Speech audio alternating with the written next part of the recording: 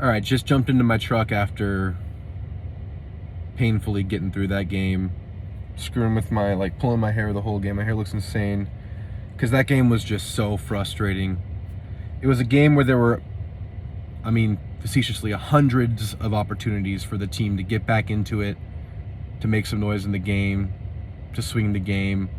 It was just opportunity squandered after opportunity squandered. So very painful loss. I don't think the score is necessarily indicative of how the game went, but it definitely snowballed at the end, and Texas A&M fully deserves to have that score dropped on them. Mississippi State's a good team, super well coached. The cowbell was loud. They do what they do. They're really good. They got a good program going on. Mike Leach is cruising there. Those fans have a lot to be excited about. Cowbell yell is alive and well.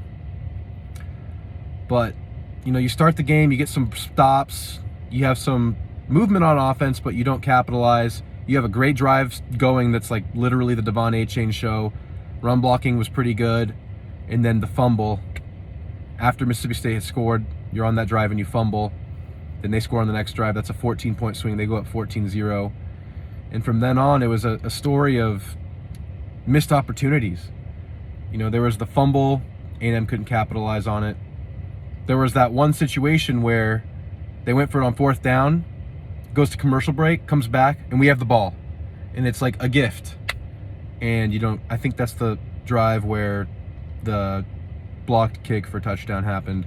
I could be wrong there. I don't remember. I'm walked right from the TV to here. Just lots of squandered opportunities, just lots of chances for the team to get back into it, and lots of chances to stop them and get off the field where you didn't down the stretch.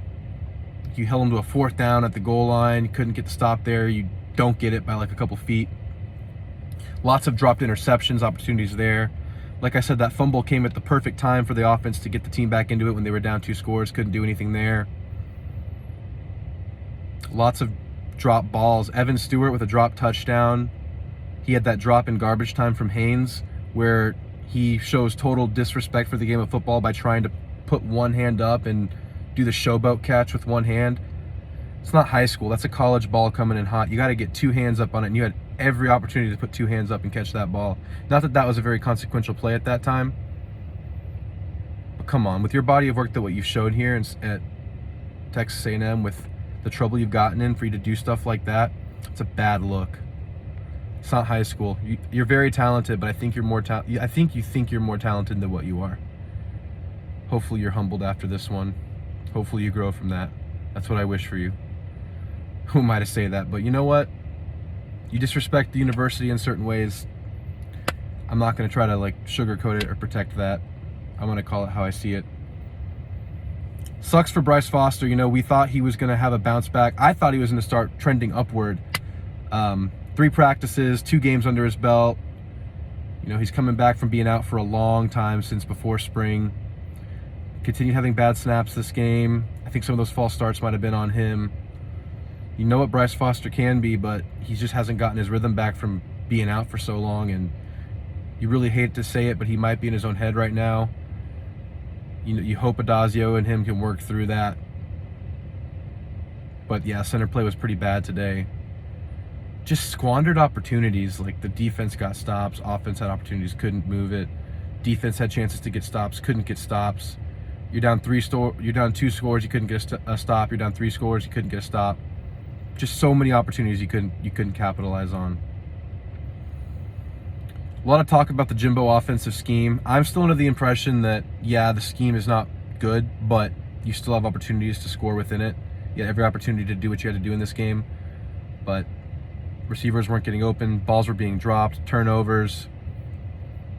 Y'all tell me about Jimbo's scheme. I don't know enough to really, harp on it or to criticize it. What is so terrible about it? Something seems off, so I'm all ears. Let me know what's wrong with this scheme. I do dislike that he is very conservative early in games. So conservative. Won't open up the offense. Very, he doesn't pass the ball deep at all until he's down. And I've heard him say it many times in interviews. We start passing the ball more because we're down. We had to catch back up in the game. Is that your philosophy with deep balls? You do that when you're down? and that's it. I don't know. That might just be me being emotional. Shout out to Moose Muhammad. Had a really, really rough game last week and really, really showed out today. You hope to see him as one of those Anias replacements, as one of those guys that steps up. Did Yul Keith Brown even play? I'm just realizing this. I don't think Yul Keith played. I didn't see him out there. Good to see some of the young guys get in for the first time. It was good to see Malik Silla out there, Le'Veon Moss. LJ had another touchdown late. Haynes King looked like he settled down and settled in to the offense right when he got in, but then he kind of reverted to his old ways after a few plays. Just throwing balls into areas really hard, not really super accurately. One of which, Evan did his thing, and the other one was a bad pass for a pick six. All three phases had their bad moments. Offense, special teams had the blocked kick. Defense couldn't get off the field, especially down the stretch. I mean, there was every opportunity. This could have been a close game early in the game. They could have made it a game early, and they didn't. Just missed opportunity after missed opportunity. It's a young team that also doesn't look like their heads are totally right, or I don't know if that's the right way to put it. We know it's a young team, a super inexperienced team more than young. It's young, but it's also inexperienced in the players that have been around longer. And that shows. But there are teams that are able to make things happen with that situation. And it looks like A&M this year is not one of those teams. You got another tough game next week, obviously. It looks like Bryce Young might not play, but that backup Milroe is really athletic and really fast, brings a different element to their offense. Him and Gibbs in the backfield, how's that going to be stopped with a three-man front? We'll find out. I imagine it's not stopped. Not to the extent that you would need it to be to win. But anyway, guys, let me know about that Jimbo offense. Give me any other emotional, immediate thoughts.